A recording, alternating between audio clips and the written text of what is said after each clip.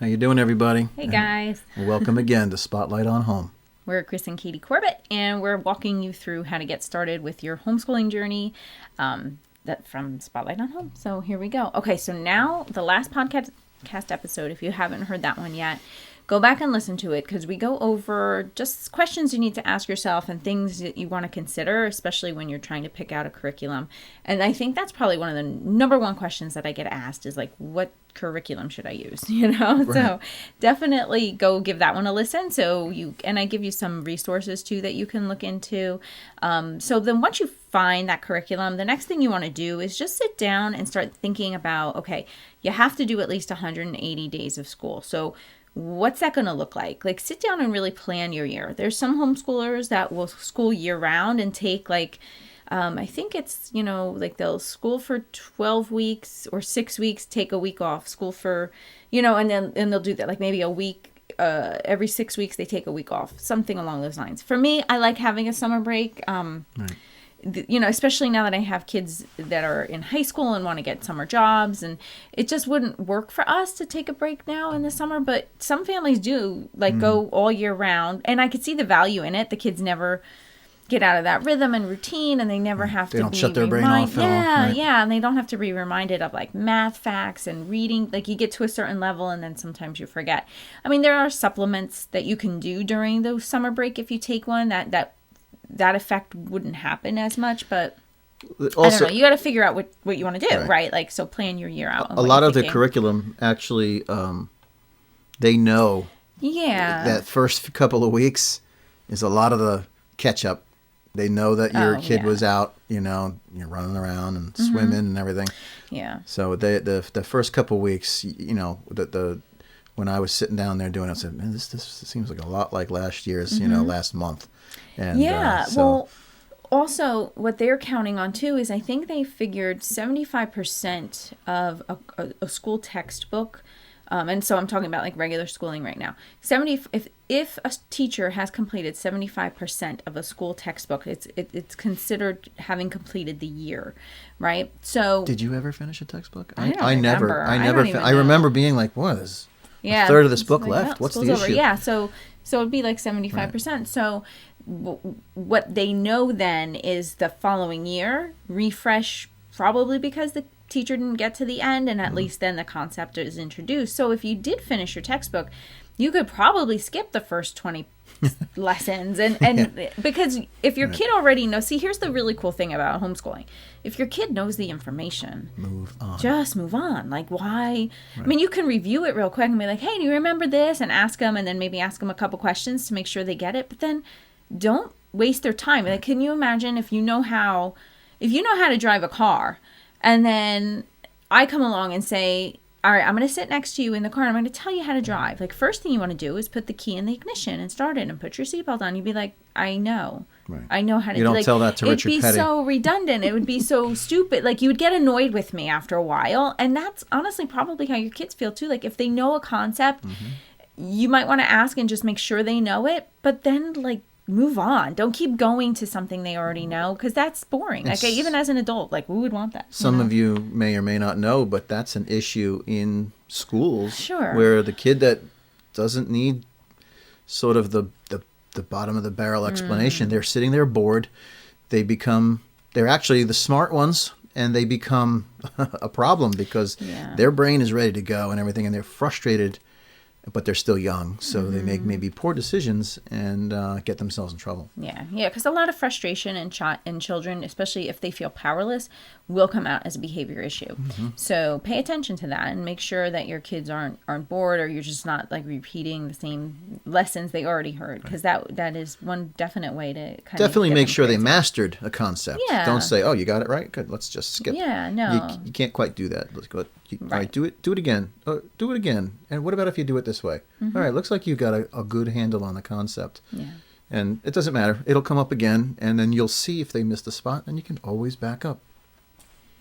Absolutely. So when you're planning out your year, you want to make sure that you have ideals, but make sure they're realistic and that you have the capacity to actually meet them. So, for example, if you are going to do a homeschool co-op, make sure that your kids can, if they get overwhelmed, or overstimulated with a lot of action, maybe being at a co-op for like 8 or 6 hours in a day is going to really wear them out. And it's going to be meltdown city by the afternoon. You want to consider that as you're planning your year, and not, or even take into your own limitations. You might find other people's kids a little annoying. And so if you're at a co-op That's a legitimate feeling. And you're expected to like help out or even teach a class, that might be something you want to really think about before you commit. So definitely take all those things in mind as you're planning your year. Cooperative. Yeah. You may be expected to help, and that's not wrong for them to ask. Yeah, there are some co-ops that are like, if you join our co-op, it's with the understanding that we will be asking you to also teach a class. So I have taught cooking classes. This year I'm teaching, I'm reading a story time and then giving snack to kindergarteners and first graders and second graders. And you're hall monitor for... Oh yeah, I'm hall monitor too. I'm so excited about that. So anyway, so just consider your own strengths and consider your own capacity and your energy levels too, and then set reasonable expectations for yourself and for your kids. Definitely consider them as you plan out your year. Now, one thing I do is I consider the science that we're studying and the history that we're studying, so the historical time period and the science genre that we're studying when it comes to field trips and things like that. So if we're studying geology or earth science, there is a mine near us. I might choose that as a field trip because then the kids get to go in, they get to identify rocks, they get to, I think even they get to pick and file different rocks in a different way. That was a lot of fun, actually. Categorize them. So that would be a fantastic one. I enjoyed that one. Yeah. I worked in mines, so I'm they actually asked me to work there to teach, but that's another story. So, so those are some things you want to think of. So we live in Pennsylvania, and this year we'll be studying American history. So definitely going to see the Liberty Bell and going down to Philadelphia and seeing Independence Hall. Hall. So that is something that we will definitely do. Washington's Crossing is maybe an hour and a half from here. That is someplace we can go and check out and actually see, okay, this is where George Washington crossed the Delaware on Christmas Eve, and things like that. I'll know then, okay, these are the field trips that we're going to take based on our time period. Now, you might not live near historical sites, which might be rare. I would say most people live near at least some sort of interesting place. But, for example, this summer we went down to the Outer Banks and we were staying not that far from Kitty Hawk, where the Wright brothers had their first flight. And there is the Wright Brothers Museum there. And my sons had studied the Wright brothers in their literature class. One of the books that they had to read for reading was all about the Wright brothers. So driving down there, we got a book on Audible. And we all listened in the car driving down there to hear about the Wright brothers. And then we actually went to the Wright Brothers Museum. So that was one way we were learning, we were on vacation. It was fun, but we were able to incorporate a lot of history and a lot of education in a fun trip. That's a little point I'd like to make a quick spot on. If you're a classic Vegas or Caribbean island vacationer, good. But if you're going to do this, you may want to revisit how you do it, because a lot of this isn't just about them. It's going to be about you. You're going to be amazed at what you start learning by working with them. Because that Wright Brothers book was actually quite excellent. That I think about it. But screen blipped for a second there. When we mentioned in the prior episode, we started our homeschool adventure while on a vacation, and we started in Kentucky at a campground. We did the Creation Museum, which in itself covers history and all these other things. We had young daughters primarily at the time, and we listened to all the Laura Ingalls Wilde books. We made Mitchell, South Dakota, which was a part of the story. We were able to cover all sorts of history and society. And yes, Then we went to Deadwood. Not Deadwood, excuse me. That's what in my head. We went to Custer, South Dakota. We love that so much. You spent a week there. You have Crazy Horse, you have Mount Rushmore, you have Deadwood, the gold mining towns, and Spearfish, and a few other places like that. Man, if you're a history buff or you want to talk anything, that South Dakota is wildly we're historical, huge fans, absolutely beautiful, and just a really cool place. Tons of history. Yeah. And Early American history. Early American history, American Indians, some of the best and the worst of what America offered the world. But these are real lessons. And when it comes to writing your curriculum out for the state or whatever, do you remember back in school when you had to kind of like write that paper and really expound on things? Well, think about what you did. What you kids actually saw. Well, we saw all these nature spots. We saw Moab. We saw all these things. We saw Mount Rushmore. There's a lesson in every single one of these federal government We saw the Grand things. Canyon. We saw the Grand Canyon. Yeah. Well, I'm sorry, history was covered in, some geology, Right. geography, everything. Oh, this is where we are. You draw it on the map. And last year we went up. Turn it into school. Yeah. Don't make it miserable. Yeah, no. Don't make it miserable. Last year we went up to Maine, and so we made a point of, and we counted it in the homeschool budget, but we got a boat ride, and it was on a lobster boat, and they showed the kids how they catch lobsters, and they use the tool and how to, measure it and make sure it's not too big or too small, and just the different things with Maine and the lobsters, and they tried it. You learn regulation. You learn about this thing. And they got to go on a boat ride. They got to see tons seals, of history. right? I think. Yep, we saw everything. So it was it's a life experience. And to be honest with you, I feel like, especially for Christmas, I would rather budget and give experiences and those types of memories that will last them so much more than like a plastic toy that within a few weeks of Christmas is going to break. So that's how we kind of budget too. Like we don't have I would rather invest in experiences and traveling and then have a nice Christmas, but not go crazy. I'd rather spend the budget on doing experiences instead. And so anyway, that's just like our these thing. experiences, they're going to come with another caveat. You have to possibly change the way you address your children. You're going to address them. Are we keeping you up? I know, I'm sorry. It's late. It is late. So we had to get this done today. I am not a night owl, by the way. It's like we don't turn into a puppy. A lot of times, especially when they're very little, we talk at them. What do you want? What do you need? How is this? What did you think? We gotta talk to them like, not quite. Obviously, they're not peers, but hey, this is what happened. We discuss. We bring them alongside us, and going on the trips, we experience the things together. Oh, what did you think? And how was it? And could you imagine? So and so did this. George Washington crossed the river.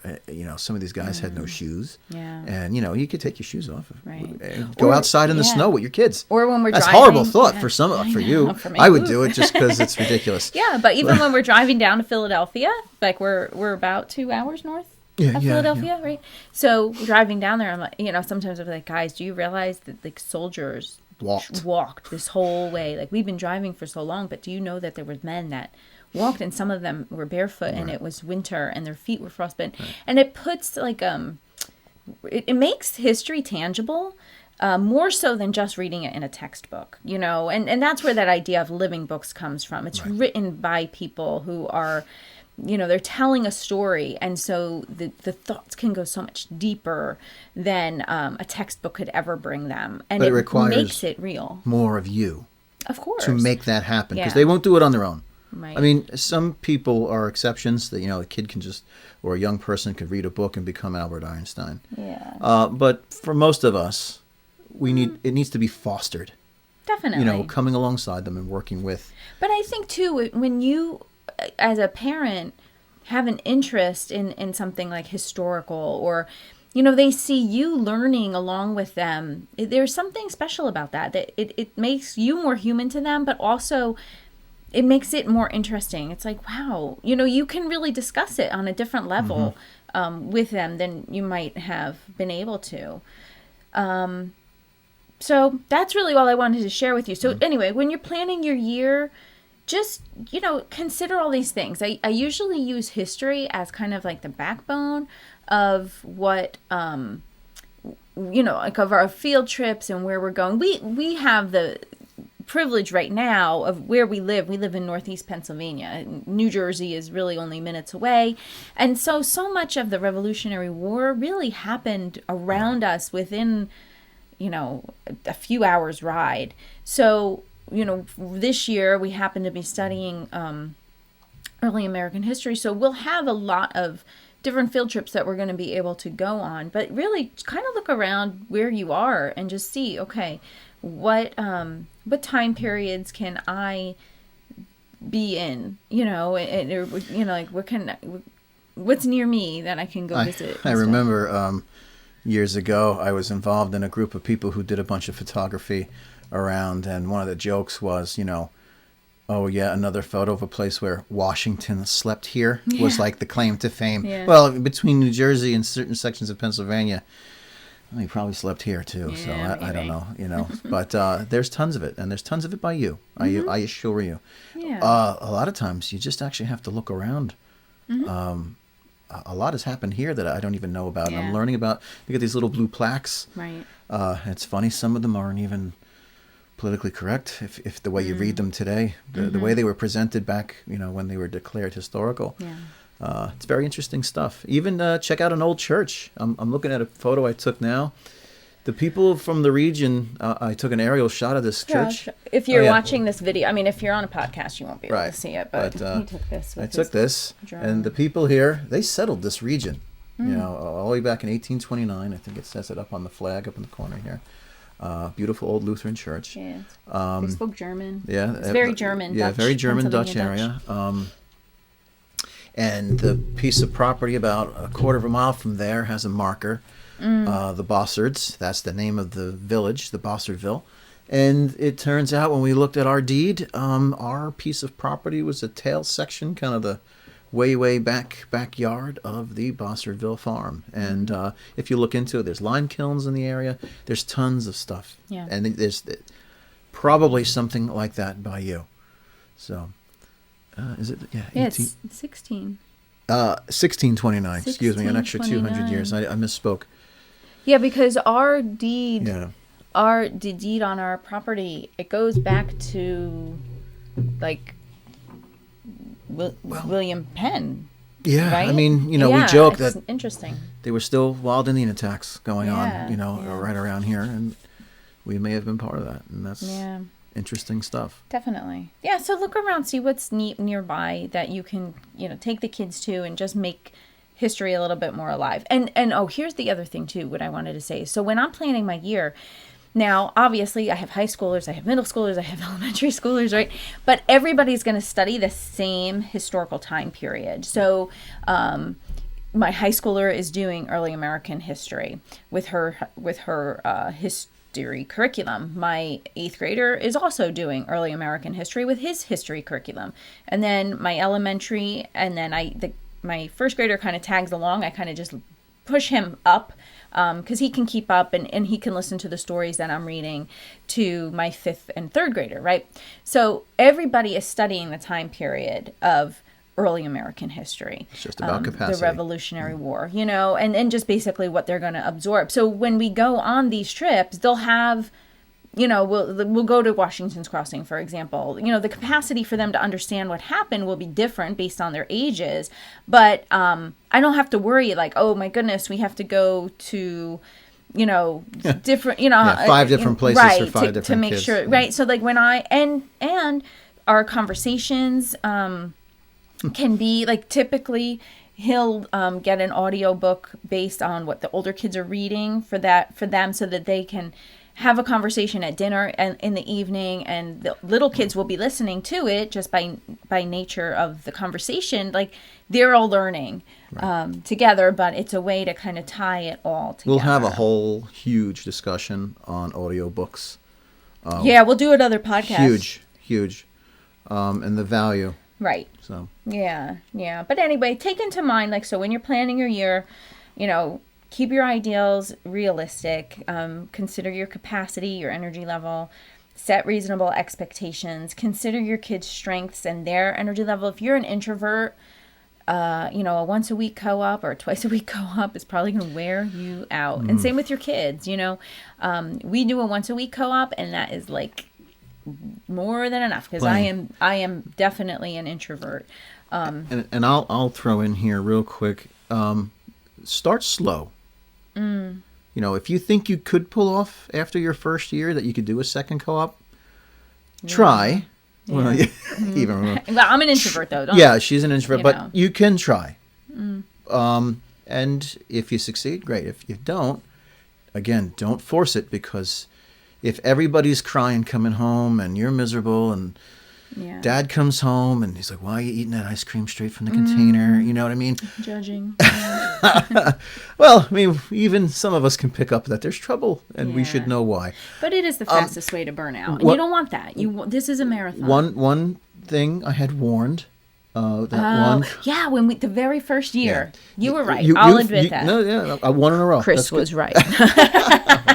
Wow, so when when you're new to homeschooling, you have these ideals, especially when you're planning it and you're not currently homeschooling. You have these visions of like, I'm going to be able to do this. And so my girlfriend, who was a homeschooler for years, and I looked up to her, they went to a homeschool co-op that was about 45 minutes from our house. Now, it was only about 10 minutes from her house, but it was 45 minutes for us.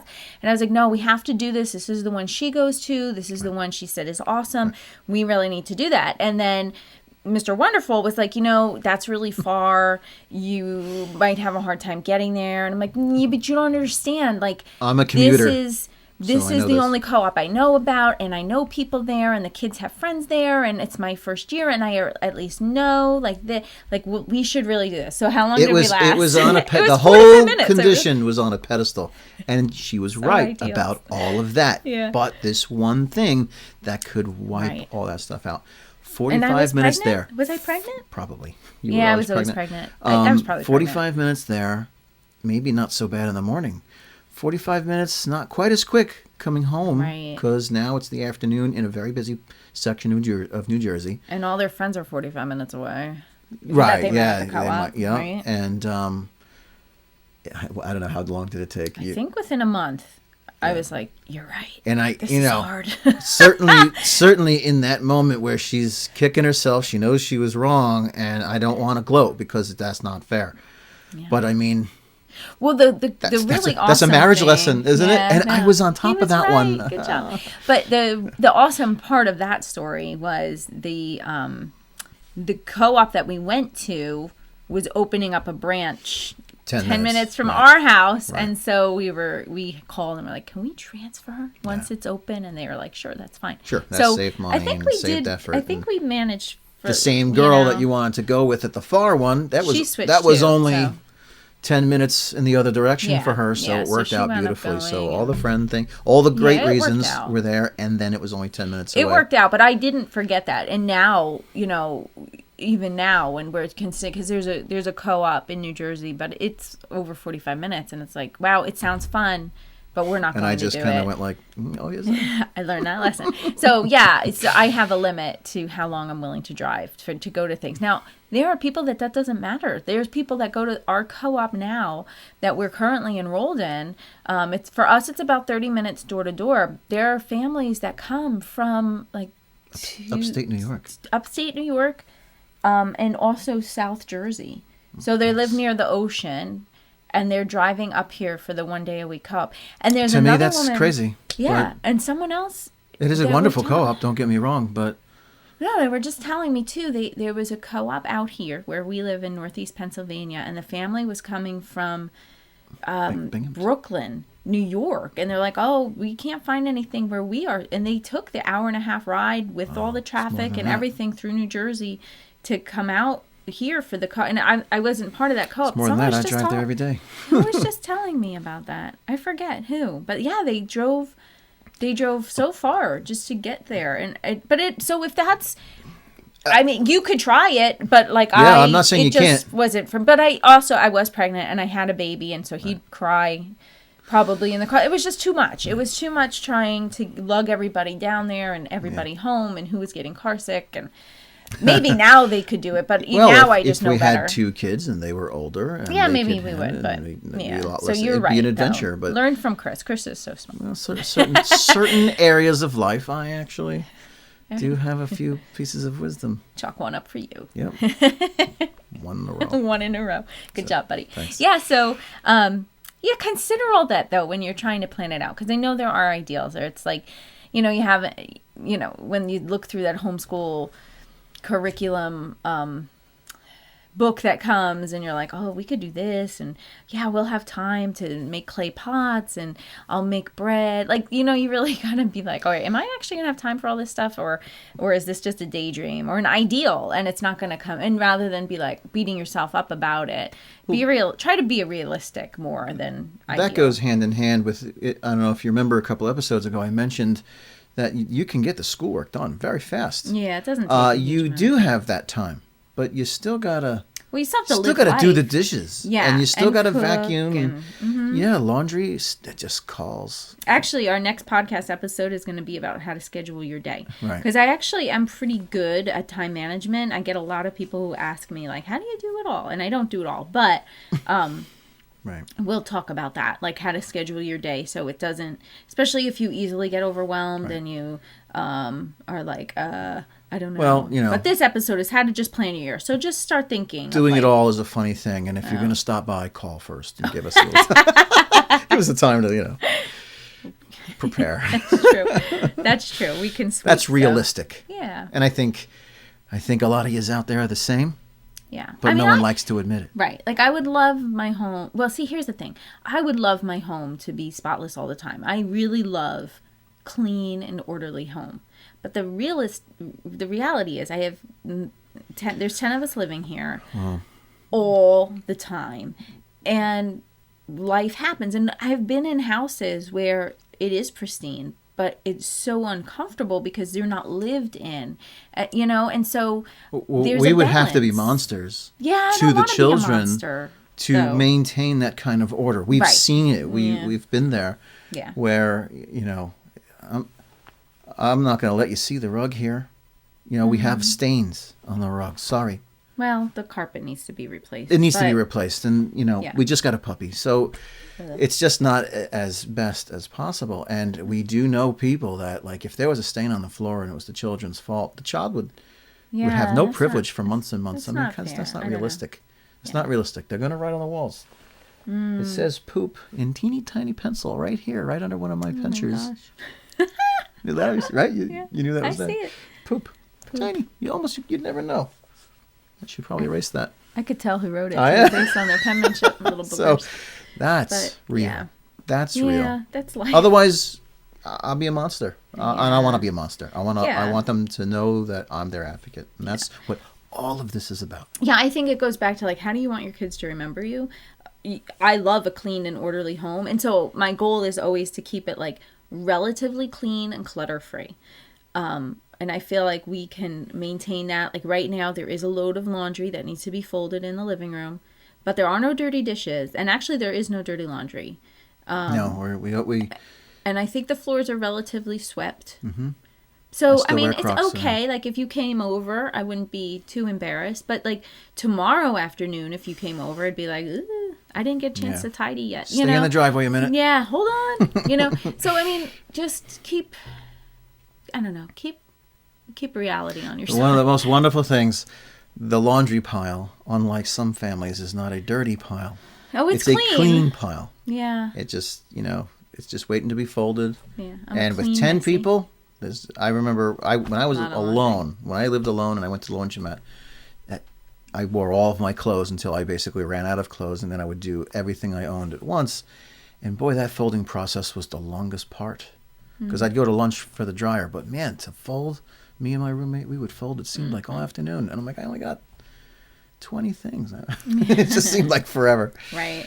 Yeah. We know that it's a challenge. But actually, in the next podcast, we'll talk we'll about talk that. all How to about schedule your day so that things get done and, like, the house isn't completely disgusting. Hopefully not, but maybe it is. I don't know. And that's not part of the being comfortable with being uncomfortable. No, your You know, feet shouldn't stick completely to the floor. No, yeah, your Crocs shouldn't stay behind when you're walking. All right. So anyway, go ahead over to the website, spotlightonhome.com, and you can grab the 10 tips to begin homeschooling now. It's a PDF I made. You can take it, check it out. There's some great tips that, like with links to different things and different resources that we've gone over throughout these podcasts, and it will get you started on your homeschooling journey. And do me a favor, tell a friend that maybe you've been sitting there with a friend and said, "Boy, what do you think?" "Oh no, that's crazy." Say, "Hey, listen to what these two people have to say. This really nice lady and her whack job of a husband. Yeah. If these two schmucks can homeschool, yeah, more or less. If we can, you can. It's true, actually, because I'm not special." Well, you gotta say it like that. Special. I'm special. Yeah, I'm special. We're both a little special, Yeah. but just kidding. That's a funny story too. Oh yeah. So. Love you, baby. Oh yeah. All right. So, thanks for joining us. Thanks for joining We us. And I appreciate hope it. you find this encouraging. You can always subscribe and, leave a review. That always helps other people to yes, I find understand. us. That bumps you up in the... It does. It lets them know like you're legit, or I Mm-hmm. guess, and then other people will be able to find this. And our goal is to encourage parents. I know a lot of parents are kind of being pushed into the homeschooling choice. And so we want to make it palatable and give you some bite-sized tips and some pieces and kind of mentor you and just walk alongside with you so you are successful in this, because we know it's not easy and it could be intimidating or confusing at the very beginning. And it's like, hey, we've done this before. We'll share with you in a fun way, what we've learned, and then hopefully you find it helpful and share it. That'd be awesome. Yeah, don't hesitate to email us, Katie Corbett at spotlightonhome.com or Chris Corbett at spotlightonhome.com, or Chris rather. If you want to know something, don't hesitate. Ladies, if you want to know something from me, ask her, and she'll ask me, and we'll try to formulate a way to address it to a guy. We can be pig-headed, we can be ridiculous at times, and but we're not completely lost. Yeah, if your husband is spectacle, he shouldn't ask us. No. Yeah, if he's skeptical, even about the whole homeschool idea, totally send him our way. Yeah. We'll be happy to talk to him and listen to his concerns and try to help you guys, coach you through the whole process. One day I'll tell you what, where I've been in life, and you'll realize I'm pretty regular, down to earth.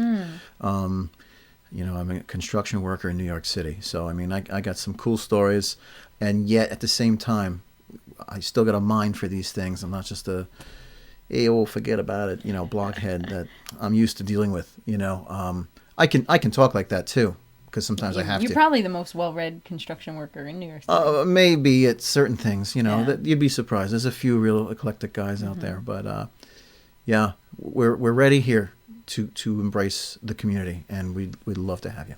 All right. Have a good night. Have a good night. Take care. Bye. Bye-bye.